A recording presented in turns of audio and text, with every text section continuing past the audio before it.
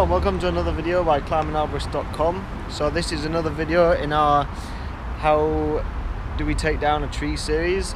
So in this video we've got a really simple, easy removal on this Katsura tree behind me. So this there's going to be no complex rigging, nothing really complex about this at all. So this is your very basic tree removal. So you can see it's near the building. It's kind of overhanging the gardens a little bit, and on the outside of the fence there's a little light there that we have to be careful of, but apart from that we have a huge drop zone to work with, so it's going to be very simple. Strip the branches from the bottom, so we're always continuing to make a clear path for ourselves. Very easy.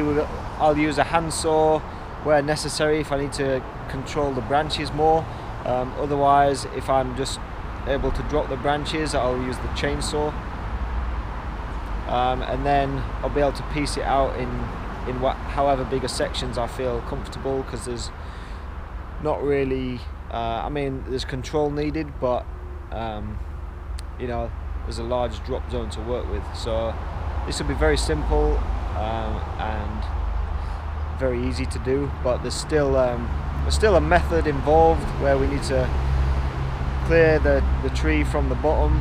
I'll try and throw the branches so that I'm throwing them and then they're stacked in the direction that the guys on the ground can take them out as easy as possible. So my job as a climber is to make it as easy for the guys on the ground as possible, because the branches are going to come down quicker than they can be removed anyway, so I may as well take the time to make it as easy as I can for them.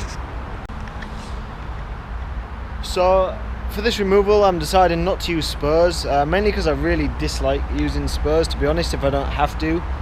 And a tree like this, what I'll do is I'll climb to the top, get my high tying point, come down, be able to work the whole tree with no spurs, and then what I'll have to do is leave the odd little stub, maybe just like a couple of inches long, so that I can use that to stand on when I'm piecing down.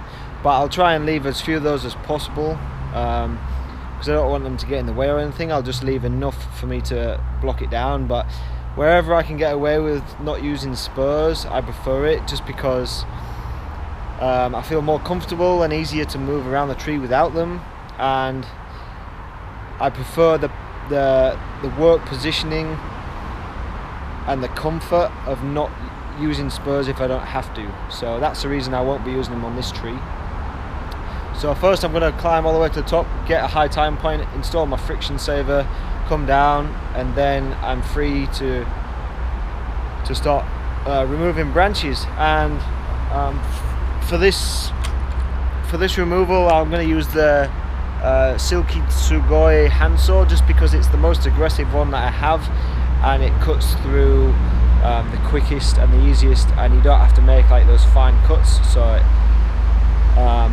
for most of these branches I'll probably just be able to handsaw them just as easily as I would with a chainsaw by the time I've kind of picked my chainsaw up. So I'll use the handsaw for a lot of the branches. You know what you saw for him? No. I'll probably be able to use handsaw for most of the branches, but I'll let you know.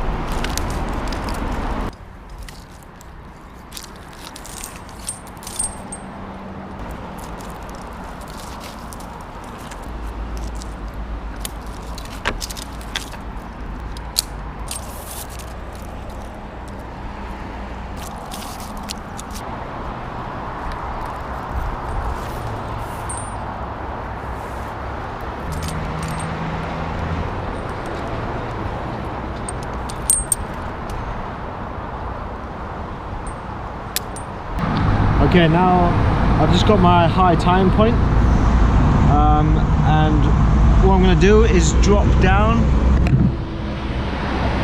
going to start with the lowest branches and stripping them off from the bottom, and then as I kind of work up, I'll swing around to the house side and strip those lower branches off, and slowly work my way up, stripping everything off as I ascend.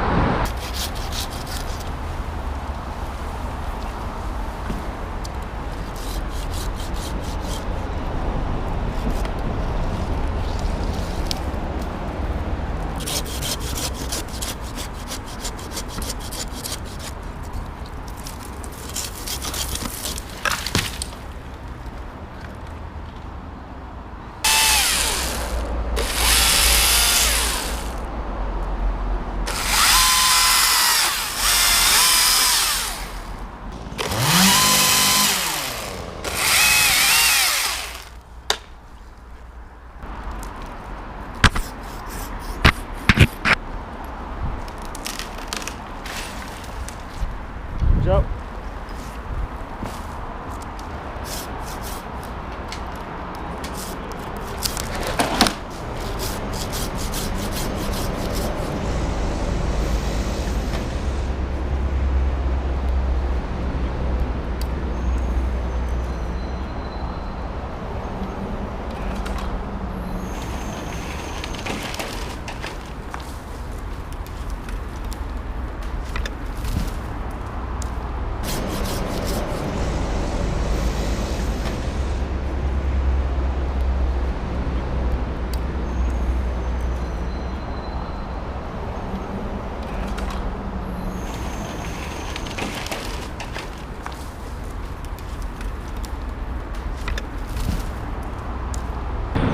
So if you want to climb and adhere to safe work practices and just be safe in general, especially when using a chainsaw, which is a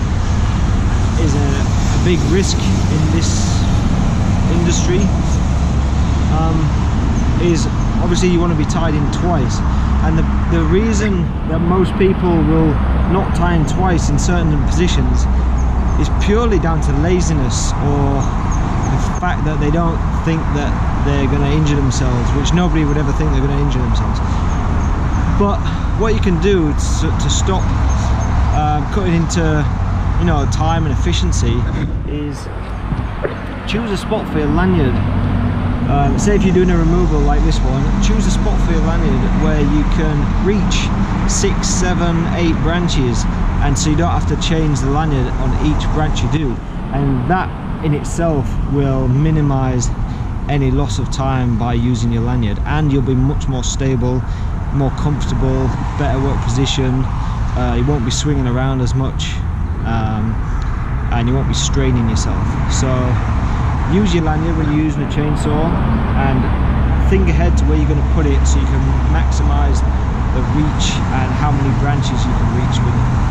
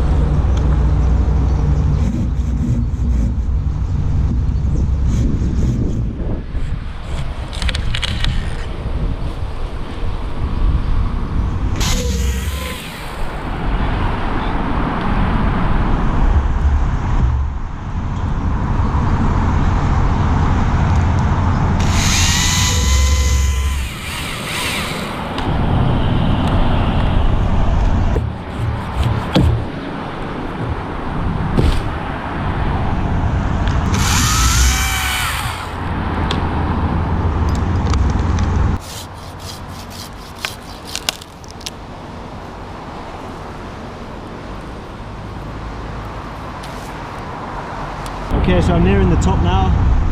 Here's my tying point. Still got some branches to remove on this back stem. I've removed the front stem, you can see down there, but I felt like there was no point in going all the way back down and kind of blocking it down. I may as well carry on going up, and then as I'm blocking down, when I get to that one, I can continue blocking that piece down along with these two stems as well. So what I'm going to do is strip the stem that I'm lanyarded onto first, completely strip that, take the top out, then move across to the stem that I'm tied into with my main line, strip that, take the top out, and then start piecing down.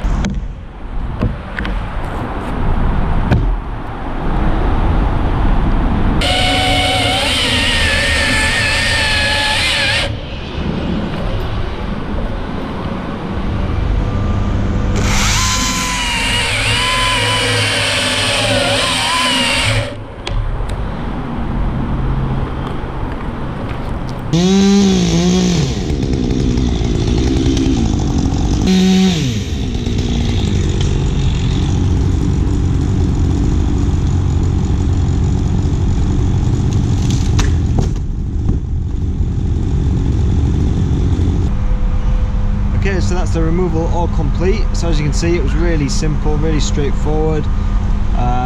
No need for any rigging on this job.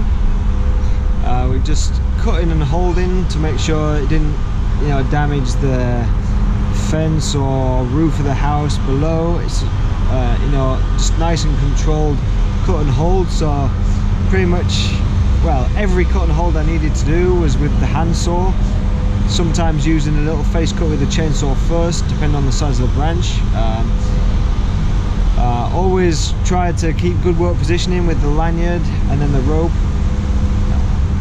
But yeah, very straightforward, very simple.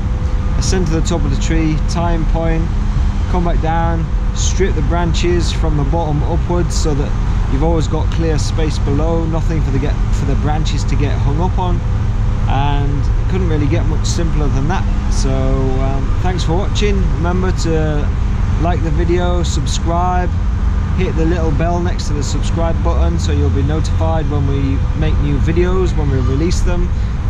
Put your comments below, and thanks for watching, and we'll see you on the next video.